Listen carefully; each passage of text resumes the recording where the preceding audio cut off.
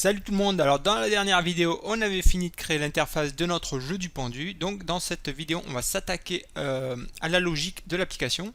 Donc voilà ce qu'on avait la dernière fois, le résultat, donc notre image. On a un text view là qui affichera les lettres qu'on a tapées, l'edit text où l'on doit taper les lettres et le bouton. Donc maintenant on va commencer par ajouter quelques petites variables qui nous serviront pour faire la logique. Donc on va commencer par rajouter un entier. Non, on va déjà commencer par ajouter le mot qu'on cherchera, donc private string word. Ensuite on aura un entier qui sera chargé d'incrémenter en fait à chaque fois que l'on trouve une lettre, on augmentera le compteur, donc je vais l'appeler found. Idem pour les erreurs du coup. On aura également une liste de caractères. En fait, à chaque fois que l'on tapera une lettre, on rentrera cette lettre dans la liste et on vérifiera que la lettre qu'on tape n'est pas déjà présente dans cette liste pour pas taper deux fois la même lettre tout simplement. Donc caractère, on va appeler list of letters. On va faire alt entrée, ce sera égal à un array list, un tableau dynamique. Et on aura également un booléen pour la victoire ou la défaite qui nous indiquera si on a gagné ou perdu. On va pas l'initialiser, on va créer une fonction pour ça. Donc on va commencer par créer quelques petites méthodes. On va créer une méthode qui se chargera d'initialiser le jeu et les variables, et qui fera le reset également quand on fera rejouer sur l'alerte dialogue. Donc initGame, on va l'appeler. Alors je vais commencer par initialiser quelques variables. Donc le word, ça sera égal, là pour l'exemple on va juste mettre un mot. Donc je vais juste mettre ordinateur là par exemple. Ça c'est vraiment pour l'exemple. Après bien sûr on récupérera ça de manière dynamique avec le fichier que vous avez dans le dossier assets. Ensuite on aura win qui sera égal à false, error à 0, trouvé à found pardon, est égal à 0 également. On aura également le text view lettre tapée qui, je vous le rappelle, afficher les lettres sur la gauche de notre image. Il faudra le mettre de nouveau, enfin on va faire juste un, comment je l'avais appelé, lettre tapée. Donc on va lui faire un set text, ça nous permet de rajouter des caractères, de rajouter du texte. On va juste le mettre à vide, donc hop, comme ça. On remettra également, alors parce que on avait mis l'image, on avait mis la première image. Je vais revenir là-dedans.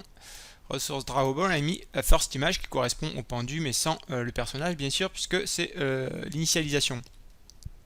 Et donc on va remettre cette image par défaut parce que si on a perdu, il y aura d'autres images qui se seront affichées.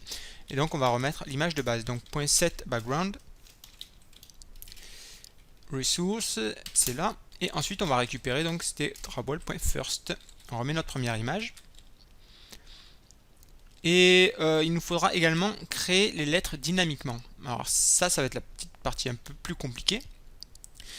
Comme je vous disais, on a notre container juste au-dessus là. Je reviens sur l'activity main. Hop, ok, ici, il est là notre container. Et à l'intérieur de ce container, on va créer dynamiquement des text views qui correspondront au nombre de lettres de notre mot à trouver. Et donc c'est dans cette fonction qu'on va créer ça. Donc pour faire ça, on va faire une boucle. Donc for int i sera égal à 0, i inférieur à la longueur du mot, donc word.length, et i++, donc on incrémente. Et là, on va créer des text view à chaque fois. Donc on va appeler ça text view. Donc je vais l'appeler one letter, qui sera égal, et là on va inflater une vue. Pour ça, on va créer une vue déjà. Donc là, je vais juste mettre comme ça. 2 secondes. On va revenir dans notre layout et on va créer un nouveau layout. Hop, je vais juste l'appeler text view. Text view, ok. Ce text view en fait correspondra à une lettre. Donc on va rien faire compliqué, vous allez le voir, on va juste remplacer linear layout par text view. Text view, hop là. Ce sera, on va CTRL ALT L pour reformater. Ah, par contre là, on va mettre aussi text view. Ok, CTRL ALT L pour reformater tout ça. Width, on va mettre tout ça en wrap content. Alt J pour sélectionner les mêmes occurrences de même mot. Et je vais mettre tout ça en wrap content. Ensuite, on va juste mettre un texte et qui sera un underscore tout simplement. Et je vais rajouter également un padding pour pas que les underscores soient collés. En fait, je vais mettre 5 dp par exemple. donc on ne le voit pas très bien. On va mettre une text size plus grosse également, donc 25 SP, on va peut-être le voir un petit peu. Et en fait là, à chaque tour de boucle, on va créer ce text view. Et pour faire ça, je reviens sur mon activité. Et on va donc, comme je vous disais, inflate cette vue, on va la modéliser en gros. Et pour ça, on a besoin d'un inflator, c'est un truc que vous reverrez assez souvent. Et donc pour inflate, on va récupérer le layout inflator, donc get layout inflator. Ensuite, on va faire un point inflate. Et là, on va récupérer notre layout qu'on vient de créer, donc r.layout, et il s'appelle textView. Et en deuxième paramètre, on va lui mettre nul. Et tout ça, il faut le caster en textView. Hop, donc, hop, textView. Voilà. Et ensuite, il me faut rajouter ce textView au container. Donc, pour ça, rien de plus simple, on fait un container. .addView. Et j'y passe donc le oneletter. OK.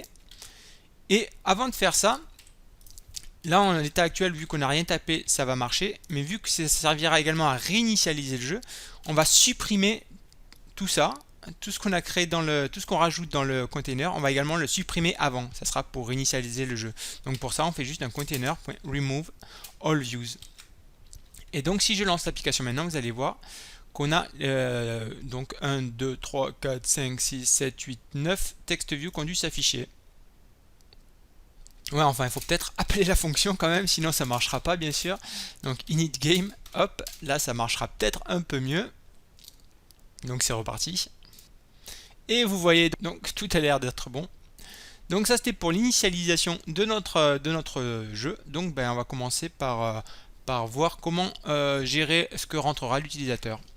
Pour faire ceci, on va créer, donc, on va rajouter plutôt la méthode setOnClickListener sur notre bouton et on va mettre new onClickListener. Il y a plusieurs façons de faire, on peut faire comme ça directement new onClickListener et là on rajoute la logique qu'on veut mettre sur ce bouton, ou alors une seconde méthode serait d'implémenter l'interface en haut.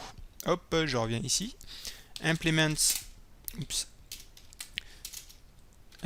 donc l'interface, donc c'est onClickListener, ok. Là il demande d'implémenter la méthode, donc on implémente la méthode, ok. Et ensuite sur mon bouton, j'ai juste à faire un btn send.setOnClickListener de this. Et à partir de là, si je mets par exemple toast.makeText, hop là, le toast ça permet d'afficher un message flash. Donc là il nous faut récupérer le contexte. Le message sera salut. On va mettre la longueur, ça sera en short et show pour l'afficher. Si je vous montre juste comment ça marche. Et là, si je clique sur le bouton, vous voyez, j'ai un toast. Vous voyez, le toast, c'est un message flash, comme je vous disais, qui s'affiche. Donc maintenant, on va commencer à gérer, comme je vous disais, on va supprimer ce toast qui ne nous sert à rien. Donc maintenant, on va commencer à récupérer ce que tape l'utilisateur. Donc je vais faire un string comme ça. Je vais appeler ça letter from input. Donc ce sera égal à, on va récupérer notre edit text qui, je vous le rappelle, est ici. C'est letter. Donc ce sera égal à letter. J'aime bien en général de mettre ET devant, donc je vais mettre un ET devant. Je préfère, donc ET. Et là je vais faire ET. Ok, donc là c'est ET letter. Point, on va récupérer le texte, pour ça on fait get text. Ensuite on convertit en toString, donc toString.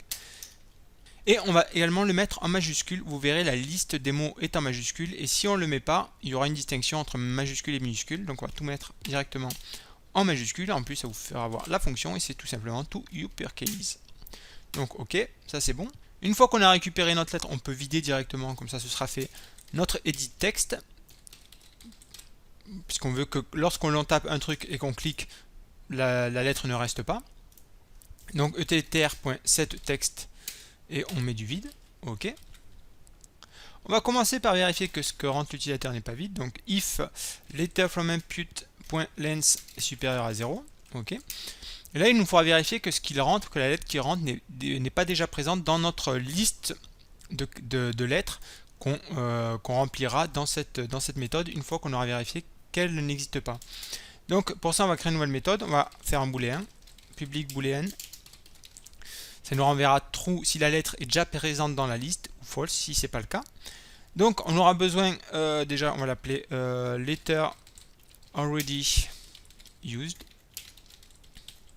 On aura besoin donc de notre caractère, on va l'appeler A, et de notre liste de caractères, donc liste de caractères, list of letters, par exemple. Et donc là on va juste boucler, donc for int i est égal à 0, i inférieur à list of letters.size, parce que je vous rappelle que les tableaux commencent à l'index 0, i++. Là on va comparer, donc if, donc list of letters.get de i, donc ça nous récupérera la lettre à l'index i. Si ça c'est égal à a, c'est que la lettre existe déjà. Et donc on va mettre, on affichera un toast, .makeText. Donc get application context, on mettra, vous avez déjà entré cette lettre. En longueur du message, on va mettre short. J'aime pas que ça affiche trop longtemps perso. Et un show pour l'afficher. Et on retournera true. Et par défaut, hop, ça c'est bon. Et sinon, on retourne false. Donc, on mettra juste où s'arrête mon for, il s'arrête ici. Sinon, ça retourne false. Ok. Donc maintenant, on va vérifier if c'est différent. Donc si la fonction qu'on vient de créer nous renvoie false, on pourra continuer. Donc la lettre, c'est tout simplement letter from input. Je vous rappelle que les chaînes de caractères, les strings, sont des tableaux de caractères. C'est-à-dire si là je fais char at 0, l'index 0, je vais déjà rajouter également la liste. Donc ça sera list of letters. If, voilà, ça c'est bon. Je vous rappelle que si j'ai par exemple string, si j'ai ordinateur, juste, on va regarder ça. Hop, ça correspondra à, si je fais un char at sur ordinateur, char at 0, ça correspondra à O. Pareil pour le R, ça sera char at 1. Donc j'ai bien mon tableau comme ça, de O, ensuite R, etc., etc., D, I, etc. Donc là, pour récupérer par exemple le D, je ferai juste un, là c'est mon mot par exemple, ce serait word.charat. Hop, et ça serait, j'ai dit le D, ça serait donc 0, 1, 2, vu qu'on commence également à l'index 0. Donc voilà pourquoi je récupère ça sous cette forme. Ok, donc si ça, si la lettre n'est pas déjà rentrée, déjà ce qu'on peut faire, c'est rajouter cette lettre. List of letters.add. Et donc on rentre notre letter from input.charat. On aurait pu également convertir directement notre string ici en caractère. Ça aurait été plus ou moins pareil, mais à vous de voir comment vous voulez faire. Donc ça c'est, on a rajouté notre lettre à la liste. Donc maintenant il va nous falloir vérifier si la lettre que l'utilisateur rentre est présente dans le mot. Donc on va créer une nouvelle méthode, public void check if letter is in Word. Alors le nom de la méthode est un peu long, mais je pense qu'au moins il est clair. Alors comme on a récupéré ça sous forme de string, on va juste faire string letter et le string Word. Comme on n'a pas converti ça en caractère à la base. Et ensuite il nous suffit juste de boucler sur le mot. Comme je vous disais, le mot c'est un tableau de caractères. Donc for int i égale 0, i inférieur à la longueur du mot, donc word.length et i++. Et là on va vérifier if. Alors si la lettre que l'on a tapée, donc if letter est égal equals, et là vu qu'on va boucler sur le mot qui est un tableau de caractères, il va nous falloir convertir ça. Donc on va faire un string.valueOf, ça c'est pour convertir en chaîne de caractères et pour pouvoir comparer l'égalité de notre mot, et on récupère donc char at i vu qu'on boucle. Ok. Si ça c'est bon, c'est qu'on a trouvé la lettre et on va l'afficher et également incrémenter notre valeur found. Comme ça nous permettra, cette valeur là qu'on va incrémenter nous permettra de voir si cette valeur correspond au nombre de lettres dans le mot Word, ben c'est qu'on aura gagné, tout simplement. Et déjà ce qu'on va faire, c'est qu'on va récupérer notre text view pour pouvoir l'afficher. Et pour récupérer notre text view, on va faire un text view, je vais l'appeler TV, sera égal à, donc on va caster ça, text view. Et il nous faut récupérer le text view à la position qui correspond à la lettre. Et pour ça, on va juste récupérer notre container. On va faire getChild at et l'index sera i. Et ensuite, il ne nous reste plus qu'à faire un set text il faut de nouveau convertir string.valueOf de word.share@i. Ok. Donc ça c'est bon. Et comme je vous disais, on incrémente found plus de 1. Ça veut dire qu'on a trouvé une lettre. Et s'il en a trouvé 2, il incrémentera de 2. Vu qu'il boucle à chaque fois. Donc ça c'était pour notre méthode check if letter is in word. Donc on va la mettre. Si la lettre n'est pas tapée, on va faire check if letter is in word. Ok. Il me faut la lettre. Donc c'était letter from impute et notre mot c'est word tout simplement. Ok. Et ce qu'on pourrait faire, c'est commencer par tester un peu pour voir si ça marche.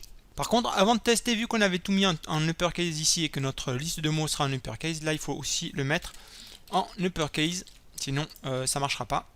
Donc là, je vais lancer l'application pour pouvoir commencer à tester un peu ce qu'on a fait.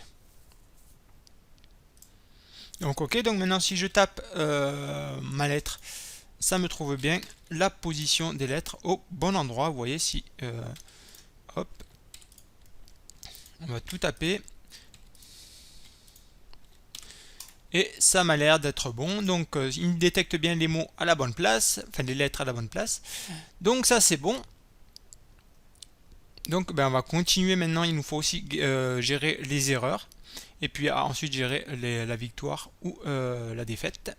Donc on va commencer par vérifier si la partie est gagnée. Donc on va juste faire la partie est gagnée. Je vais juste marquer ça, un commentaire. Et donc là il y a juste à vérifier du coup, vu qu'on a incrémenté notre compteur, vous vous rappelez found. Si ça c'est égal à la longueur de notre mot, .length. Si c'est le cas, donc on mettra notre booléen à true, donc on aura bien gagné. Et pour le moment, je vais juste afficher juste afficher un toast, donc get application context.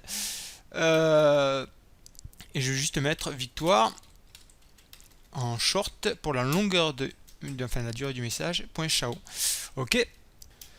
Il nous reste à voir la gestion des erreurs, et pour ça, ça va être très simple. Donc, on va juste faire un commentaire. La lettre n'est pas dans le mot. Donc, il y a juste à vérifier si la lettre n'est pas dans le mot. Donc, on a juste à faire un point contains. Et là, on a juste à taper letter from impute. Et là, on va faire une condition. On va incrémenter donc notre error, notre anti-error. Donc, voilà. Contains, c'est une méthode qui va nous permettre de vérifier que la lettre qu'on a tapée est présente dans le mot.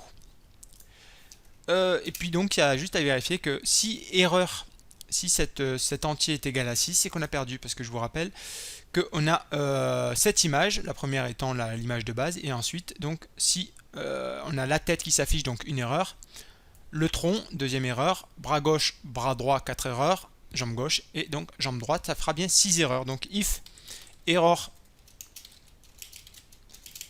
est égal à 6, ça veut dire qu'on a perdu, et donc là je vais faire un win sera égal à false, et toast.makeText, on va faire get application context, perdu, short pour la longueur, et .show, tac. Là je peux lancer l'application pour voir à quoi ça ressemble. Normalement là on a la gestion de la victoire et de la défaite. Donc je vais commencer par me gourer. Alors, il faut que j'ai tapé des lettres à la con du coup.